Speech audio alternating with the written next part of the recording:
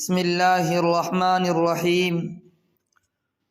جب دجال اس دنیا کے اندر ظاہر ہوگا تو دجال کے پاس روٹیوں کا پہاڑ اور پانی کی نہریں ہوں گی۔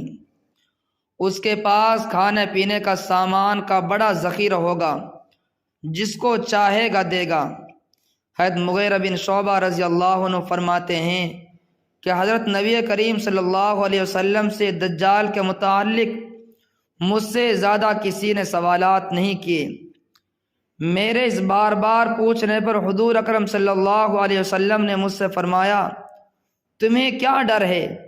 میں نے عرض کیا، اے اللہ کے رسول صلی اللہ علیہ وسلم، لوگ یوں کہتے ہیں کہ اس کا ساتھ روٹیوں کا پہاڑ ہوگا اور پانی کی نہر ہوگی۔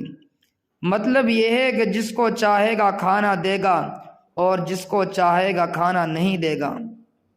اس پر حضور صلی اللہ علیہ وسلم نے ارشاد فرمایا، اللہ کی نظروں میں وہ اس سے زیادہ حقیر ہے، یعنی اس کے پاس روٹیوں کا پہاڑ ہوگا اور پانی کی نہر ہوگی، اس کے باوجود ان چیزوں کی وجہ سے ایمان والے گمراہ نہیں ہوں گے۔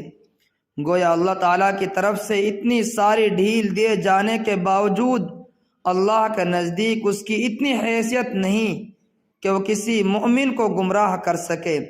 گمراہ وہی ہوں گے جو کافر اور مشرک ہیں۔